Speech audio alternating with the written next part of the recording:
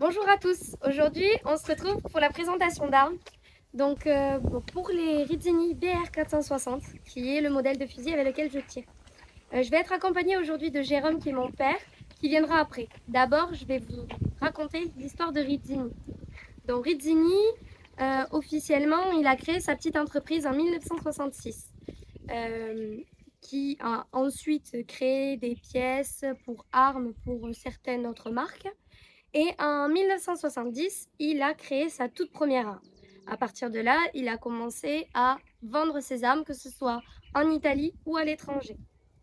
Et en 2006, il y a eu un nouveau concept qui s'appelle Shoot Custom, qui consiste en fait à répondre aux besoins de la clientèle, c'est-à-dire que tout est fait sur mesure sur l'arme.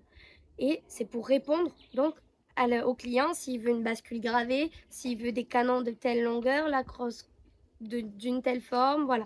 Ils répondent à ces critères. Et maintenant, c'est Moira qui a pris la relève de l'usine Rizzini. Donc maintenant, on va accueillir mon père, Jérôme. Bonjour.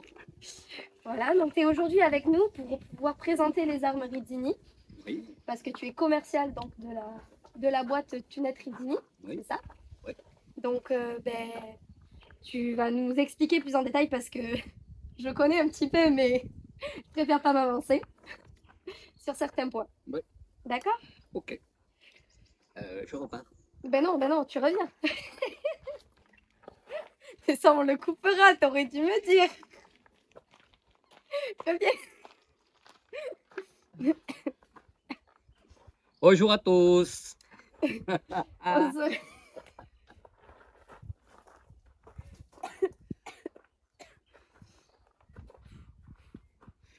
Aujourd'hui, on se retrouve avec toi. Donc, tu es commercial chez Rizzini et Tunette, c'est ça? Oui. Et tu vends donc ces armes aux armuriers. Voilà. C'est ça. Bon, eh bien, moi, je ne vais pas m'avancer sur certains points que je ne connais pas trop. Tu interviens quand tu en as envie. D'accord? Pour expliquer, on est là dans un moment d'échange. Donc, voilà. Donc, ça, c'est les modèles. On a le modèle BR460 Strap, qui est juste ici, et le Sporting, juste ici. Il en existe un en skit, si je ne me trompe pas. C'est ça. On est d'accord. Donc, dans la manette qui est juste ici, on va avoir des chocs. Les chocs, on va y revenir après, parce qu'il y a deux formes. On va avoir des clés qui vont nous permettre de régler donc la crosse, les chocs pour pouvoir les dévisser, et tout ce qui va être Amortisseur amortisseur. de percussion. Non, il y avait autre chose de compliqué. Oui, ah ben, la longue clé, c'est fait pour La changer la crosse ou souvent quand on tire beaucoup, elle se dévisse. Donc voilà. Il faut toujours regarder qu'elle soit bien vissée. Voilà. Et après, donc, on a les amortisseurs pour pouvoir le mettre en sécurité avant de le ranger dans la valise. Voilà. On va revenir sur les chocs tant qu'on y est et après on parlera de l'arme en elle-même. Donc, les chocs, il en existe deux types. Tu m'arrêtes si je dis le contraire. Hein. D'accord, d'accord. On a les internes et les externes. Les internes où il y a des petits traits dessus pour les différencier et les externes c'est avec des couleurs et des lettres. Voilà, c'est ça. Voilà. Donc nous on n'a que des internes. Voilà, et il existe 5 chocs. Voilà. Donc, que ce soit en interne ou en externe. Donc, en externe un peu plus, parce qu'il y a des modifications. Donc, lisse, quart, demi, trois quarts et full. Pour vous donner une idée de ce qu'il peut y avoir en choc. De plus, sur ces armes, nous avons une batterie détachable. C'est-à-dire que s'il y a une pièce qui change, si vous avez une autre batterie de secours, vous pouvez l'échanger. Ça. Voilà. La différence entre ces armes, c'est quoi? Entre le modèle Skit, Sporting et Trap. Alors, on va partir sur le Trap. Oui. A une bande qui est pareille du départ jusqu'à la fin. Et une crosse, on va dire, qui est beaucoup moins pentée que sur le Sporting. C'est-à-dire pentée? Pentée, ça veut dire que en trappe, comme les plateaux s'en vont toujours vers l'avant, oui, sur une fosse, on a toujours une crosse qui est plus droite. Et au parcours, comme on peut avoir des plateaux rentrants ou des plateaux fuyants, la crosse est un peu plus pentée pour pouvoir les attraper plus facilement. D'accord. Et une bande qui est fuyante. Voilà. Compliqué, hein? Voilà. Voilà.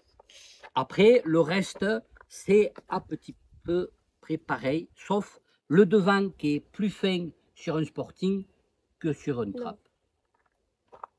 Si. Voilà. Je viens de Le vérifier. Skeet, c'est autre chose, c'est un fusil différent qui est, alors, Il canon, garde les mêmes, quand même canon plus court, caractéristiques. voilà, canon plus court, avec une crosse ou réglable ou pas, mais qui est souvent faite sur mesure. Voilà. Oui, mais quand même, il garde les mêmes caractéristiques de l'arme à la base. Oui. Voilà. Oui, oui. Ok. Il n'y a que la longueur des canons. Voilà, et la crosse qui change. D'accord. Au niveau de longueur des canons Skeet. Alors, avant c'était plus court, maintenant la tendance est à 74. D'accord. Et pour un Trap et un Sporting.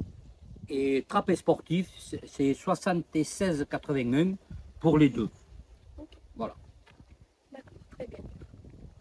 Avant ces modèles-là, est-ce qu'il y en a d'autres modèles? Voilà. Alors, pour le BR, il y avait le BR 440. C'était son premier fusil. Il y a eu le BR 460 première génération. Et celui qu'on vous présente, c'est le BR 460 deuxième génération. Voilà. Sachant que moi, j'ai tiré aussi avec la première génération. Et la différence, c'est au niveau de la bascule qui est gravée Rizzini en or et pas mat. Elle est brillante. Nous avons un intrus qui vient d'arriver. Ah mais non, mais il est trempé. Bon, ben tu passeras pas. Voilà. Il est trempé. Ah si. Après, dans la gamme Rizzini, il existe donc le BR 110 Sporter et le BR 220 qui est nouveau, qui arrive ces mois-ci. Voilà. Voilà. Ça, c'est la gamme sport de chez Rizzini. Oui. Après, il existe d'autres armes. Mais, voilà, de chasse. Voilà. Nous, ce qu'on tenait vraiment à faire aujourd'hui, c'était vous présenter ces armes, surtout qu'on a la chance d'en avoir deux du même modèle, mais en deux catégories différentes, voilà. Que ce soit Trap ou Sporting. On n'a pas le Rizzini, le Skeet, le modèle Skeet. Mais déjà, vous pouvez voir que les modèles sont quand même à peu près semblables. Et voilà. On en a parlé de la différence des inversions de choc, de coups? Non, pas sur le... Voilà. Alors, je te laisse non, vas-y, fais-le. Non. Bon, vas-y, allez, je préfère pas dire de bêtises. Bon, donc, aussi, par rapport à un Trap, le Sporting, il a un inverseur de canon pour pouvoir changer suivant si on veut tirer près ou loin. C'est la différence aussi avec un fusil de Trap. Oui, je te remercie pour aujourd'hui. Merci. Pour ce qu'on a fait. Et au revoir à tous. voilà, des bisous. Et maintenant, donc, je vous laisse tirer en commentaire si vous avez des questions. Et vous n'hésitez pas à vous abonner, à activer la cloche. Et maintenant, c'est à vous de faire du bruit.